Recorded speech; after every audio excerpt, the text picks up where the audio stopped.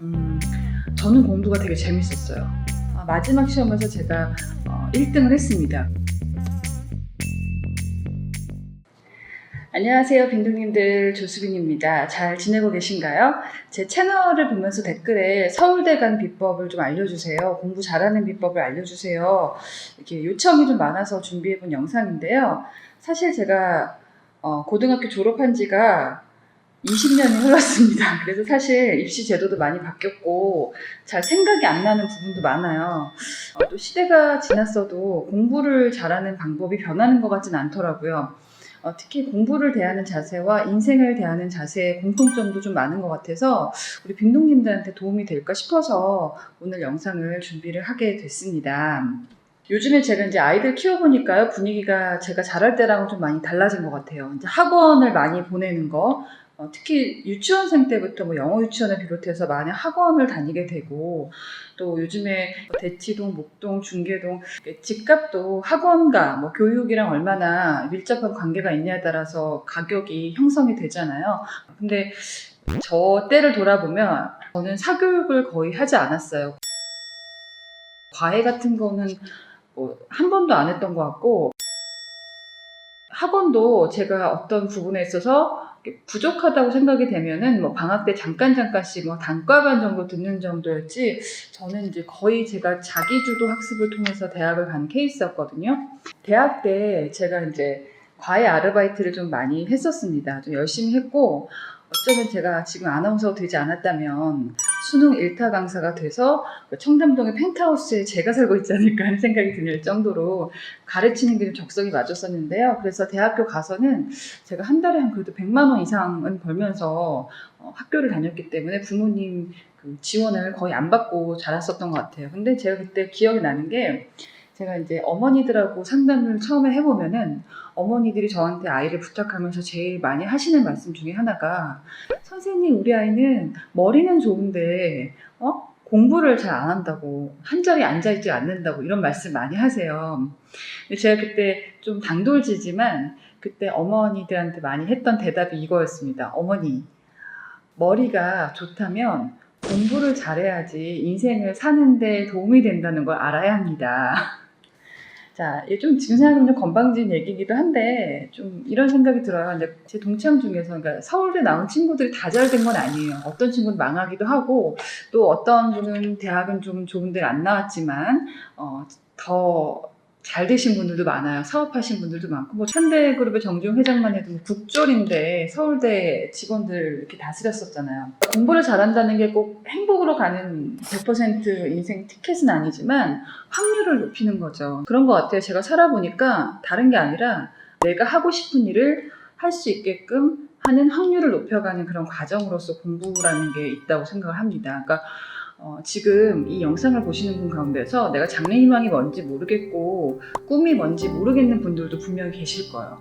나는 이거 지금 뭐 배워서 뭐 하나, 나중에 어디다 쓸까, 뭐 미적분 같은 거 배워봤자 어디다 써먹는 생각하실 수 있겠는데, 저는 그렇게 생각합니다. 나중에 여러분께서 하고 싶은 일이 생겼을 때 적어도 공부 때문에 못하는 확률을 낮춰주는 거, 그래서 공부를 잘하면 유리하다는 것 같아요. 제가 살아보니까. 그런 의미에서 공부를 그래도 할 수만 있다면 못하는 것보다는 잘하는 게 좋다라는 차원에서 저는 생각을 하고 있어요. 머리가 좋으면 공부를 잘해야 좋다는 것도 어머니 아셔야 돼요. 이게 지금 제가 돌이켜보니까 공부 기초 체력에 대해서 말씀을 드렸던 것 같아요. 기초 체력이라는 게 뭐냐면요, 예를 들어 축구 선수가 있다고 쳐요. 그럼 축구 선수들이 정말 하루 종일 축구 경기만 하지 않죠. 달리기도 하고 근력도 올리고 다른 헬스를 같이 병행을 하잖아요. 그런 게 바로 기초 체력이라고 생각을 해요. 근데 운동에만 기초 체력이 있는 것이 아니라 공부 기초 체력, 그러니까 공부를 잘하는 아이들은 보면 학교에서 뭔가 시켰을 때 끝까지 해내는 특성이 있더라고요. 공부를 끝까지 하지 않으면 소용이 없다고 생각을 해요. 무슨 말이냐? 물은 80도, 90도, 99도까지도 끓지가 않아요. 100도까지 딱 도달을 해야지 끓기 시작하죠. 그런데 많은 사람들이 공부를 하던 어떤 꿈을 위해서 뭔가 시도를 하건 중도에 포기하는 경우가 많아요. 근데 공부에 대한 기초 체력이 있는 애들은 완주를 한다는 얘기입니다. 포기하지 않기 위해서, 끝까지 가기 위해서는 운동처럼 공부도 기초 체력이 필요하다는 거예요. 내가 원하는 100도까지 끓기 위해서는. 예를 들면 지금 제가 공부 잘하는 방법을 하나하나 말씀을 드린다고 했잖아요. 이번 회차를 여러분 끝까지 보는 사람이 얼마나 될까요? 자, 공부에 대한 이야기, 특히 공부 기초 체력에 대한 이야기를 제가 몇 회에 나눠서 얘기를 해보려고 하는데요. 먼저 오늘은 공부가 재미있다는 것을 알아야 된다. 저는 공부가 되게 재밌었어요. 처음부터 그랬던 건 아니고 자존감이 공부하는 데 있어서 굉장히 중요하다고 생각을 하는데요. 예를 들면 저는 어머니의 힘이 컸습니다. 어머니가 저는 어릴 때부터 1등 해라, 공부를 잘해야 된다 이런 말씀을 안 하셨어요. 근데 항상 제가 하나 틀리고 오고 2개 틀리고 오고 틀리고 와도 항상 그 틀린 부분에 대해서 꼼꼼하게 가르쳐 주시고 그 다음에는 더 잘할 수 있다. 오늘보다 다음에 더 잘하면 된다. 그러니까 저희 어머니께서는 항상 기준을 누구는 100점 맞았는데 너 왜 틀렸니? 뭐 이런 게 아니라 저하고끼리 비교를 하셨던 것 같아요. 이번에 내가 80점 맞았는데 그 다음에 85점, 90점 맞으면 다음에 더 잘하는 게 되게 중요하다는 말씀 많이 해주셨거든요. 그래서 제가 어떤 시험 결과가 나왔을 때 엄마 앞에서 주눅이 들었던 경우는 별로 없었던 것 같고요. 엄마가 저한테 막 잔소리를 하거나 공부하라고 닥달을 하기보다는 늘 저보다 일찍 일어나서 아침밥을 준비해 주시고 또 제가 공부할 때는 저보다 늦게 주무시면서 뭐 간식을 해주신다든지 하면서 묵묵히 옆에서 많이 응원을 해주셨던 것 같아요.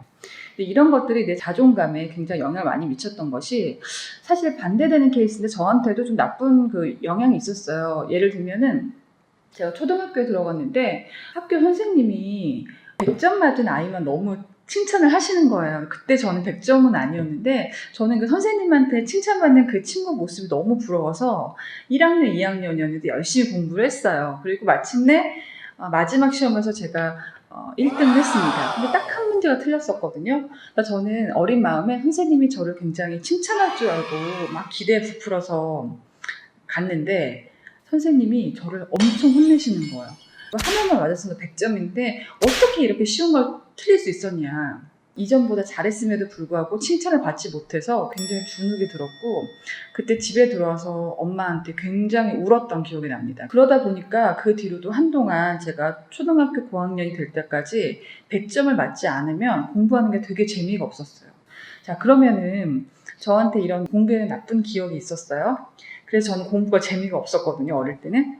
1등을 하지 않으면 제가 이제 잘 못해낸 것 같았고 실제로 1등도 잘 못했던 것 같아요. 그러니까 약간 중상위권이긴 했는데 1등은 많이 못했었던 게 약간 시험지를 받는 게 두렵더라고요. 내가 이 시험 문제를 틀렸을 때 선생님이 어떻게 반응을 할 것인가.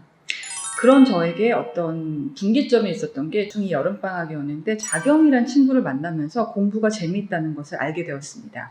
그 자경이라고 저희 학교에서 공부를 잘하는 친구가 있었는데 그 친구가 되게 착하고 예뻤어요. 그래서 저는 그 친구랑 같은 아파트에 살다 보니까 친해지고 싶어서 같이 이제 독서실을 다니게 됐습니다.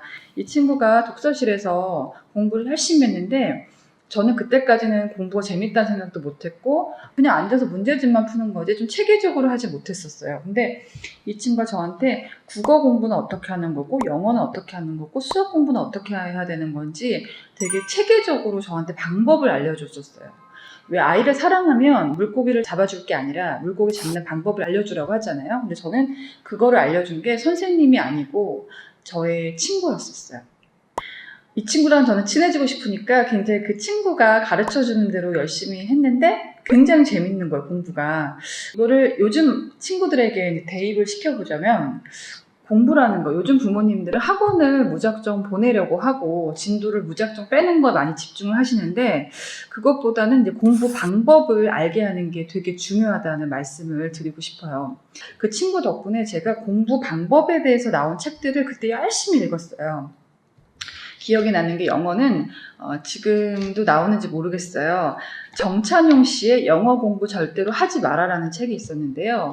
이 책을 통해서 제가 영어 공부라는 게 어떻게 해야 되는지 봤던 것 같습니다. 여러분 만약에 기회가 되신다면은 지금도 책이 나오고 있다면 한 번쯤 보셨으면 좋겠는데 이게 영어를 영어식으로 생각하게끔 하는 방법이 나와 있거든요. 이거를 보고 영어 공부하는데 굉장히 도움이 됐고요. 그 당시 제가 어릴 때 중학교 때 빨간 펜이라는 학습지가 처음 나왔었는데요. 그 전에 학습전 달랐던 거는 요거는 이제 쓰면은 빨간 펜으로 첨삭을 해주세요. 그리고 편지를 써서 보내주는 형태였는데요. 편지를 받는 게 너무 재밌는 거예요. 그래서 공부를 되게 열심히 했었고, 영어 공부 절대로 하지 마라, 빨간펜 학습지, 요게 저한테 공부 방법을 알려주는데 굉장히 도움이 많이 됐던 것 같습니다. 이쯤 되면 빨간펜에서 뭐 하나 제의가 들어와야 되는 거 아닌가? 근데 그러니까 지금 아이들 키우면서 엄마들이 뭐 라이드하고 헬리콥터 맘처럼 빙빙빙빙 돌고 이런 거를 더 중시하는 세태가 좀 있는데, 제 개인적인 경험으로는 동기부여를 할 수 있는 책들을 더 많이 읽게 하는 게 더 도움이 많이 됐었습니다. 지금 내 아이에게 공부를 가르치고 싶으신 분들, 또 내가 공부를 시작하고 싶으신 분들이라면 약간 동기부여가 되는 그런 것들을 요즘 유튜브도 잘 나오니까요. 그런 걸 끊임없이 공급해 주는 게 되게 중요하다는 말씀을 드립니다. 그리고 이때 제가 이제 10대 시절에 일기를 꼬박꼬박 썼는데, 그 일기가 우리가 생각하듯이 매일매일 뭐 오늘 나는 이거 했다 뭐 이런 일이 있었다는 게 아니라, 저는 아침이 되면은 오늘 할 일을 적어놔요. 그리고 밤에 자기 전에 내가 오늘 하기로 마음먹은 것 중에서 얼만큼을 했는지, 거의 다 했겠죠. 그거를 딱 줄로 그었었어요. 굉장히 그 쾌감이 있거든요. 내가 약속했던 일을 해냈다는 성취감. 그러니까 아까 공부를 재미있게 느껴야 된다는 것과 일맥상통하는 게, 공부를 하는 입장에서는 내가 이걸 해냈을 때 성취감을 자꾸 느껴야지, 그 쾌감을 자꾸 느껴야지 공부에 대해서 두려워하지 않고 더 쭉쭉 실력이 늘어난다는 생각이 들어요. 그리고 한 일을 쓰는 거에다 하나 더 붙였던 게, 저는 매일매일 미래 일기를 썼어요. 미래의 나는 어떤 모습일 것이다. 어떨 때는 변호사가 꿈일 때도 있었고요. 어떨 때는 앵커가 꿈이기도 하고 그랬었는데, 제가 그때는 공통점 썼던 게, 나이가 들어서 저는 아직도 그 꿈을 이루지 못했지만 고아원과 양로원이 함께 있는 복지시설의 원장님이 되고 싶다는 꿈이 있었거든요. 근데 그거를 제가 막 쓰다 보니까 그런 것들을 꿈을 이루려면은 내가 공부를 잘해야지 더 유리한 거예요. 내가 공부를 열심히 해서 성공을 해야지 내가 원하는 꿈을 이룰 수 있다. 이거를 중고등학생 때 거의 매일매일 내가 할 일, 내가 해낸 일, 그리고 미래에 내가 하고 싶은 일, 이거를 일기장에 3가지 챕터로 나눠서 매일매일 썼던 게 큰 도움이 됐습니다.